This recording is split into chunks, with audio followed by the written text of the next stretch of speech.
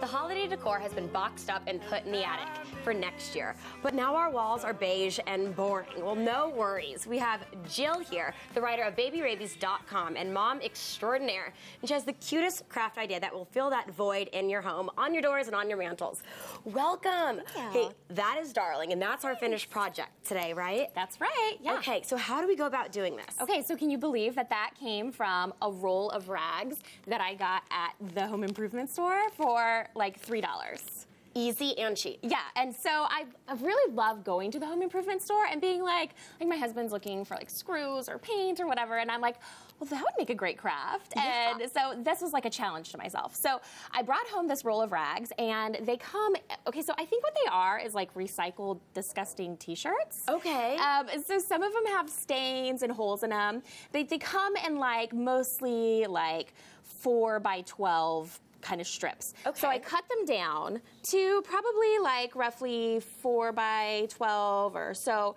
We don't have to be super precise with this, oh my right? gosh, no, like literally you can see that they're just like jagged, because the whole thing is this is better with imperfection, right? Kind of like a shabby chic look, right? Exactly, yeah. And then, so if there's any like really gross stains, just feel We can free toss to those ones out. cut those out. So have you ever sewed anything before? Yes. Oh, I'm good. kind of a crafty Oh, gal yay. too. Okay, good. So you know it can be super easy to sew, but I think a lot of people are very intimidated by it.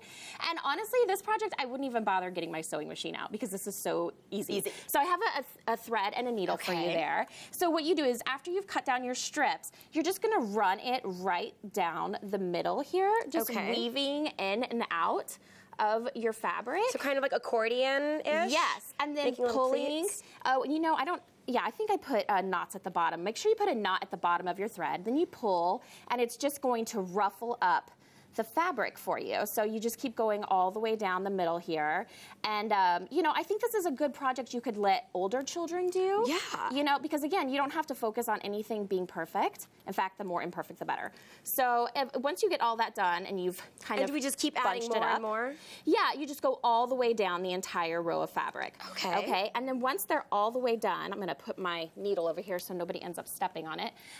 You end up with these just like random little poofy things. I mean, you can see they're kind of ruffled down the middle, so I'll let you grab one of those. And I have one that I've been working on here, and this shows with quite a few of them on. So you just kind of bunch them together and just hot glue them on? Yeah, so what I like to do first, though, is, so I plan on adding a bow to mine. So you want to kind of do like a placeholder. So and where can we get these styrofoam?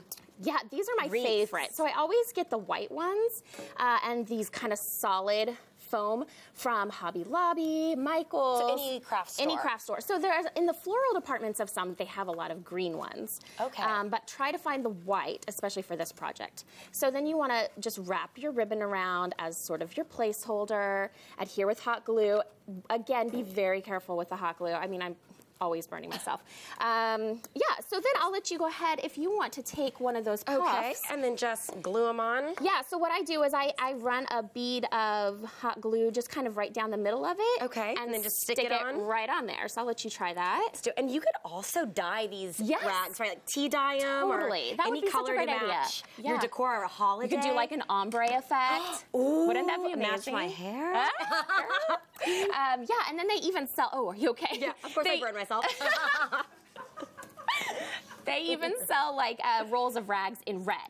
So which would be perfect for Valentine's Day with our polka dot ribbon. Exactly. So cute. So what I ended up doing on this one is I did like a couple different rows, and again, don't get caught up in precision. Just kind of jam them in there where you think they would work best. Just kind of fill it in, make sure all the foam's covered. Exactly, exactly. And then for the final touch, you just go ahead and glue your pre-made bow. So a lot of people think you would tie this around here and then tie the bow on, and then it's going to be like lopsided, sideways. wonky. Yeah, so just make your bow separately and glue it on there separately. And then you have a sweet little perfect. I mean, how can we hang it to put a nail on the wall? Or I see on this one you kind of made an extra loop. Yeah, so with mine over my fireplace, what I did is I have an extra loop of fabric and just cut it to kind of the length that you need. Where you want it to hang. Exactly, and make kind of a loop and glue it to the back like so. and so then cute, so easy. This would be a fun little DIY project for the kids on Valentine's Day. Exactly. Mommy and Daddy go out, leave this with the babysitters and the kiddos. That's right. And some ice water in case they burn their little hands. Yes, I did. Or gloves, maybe. I don't know.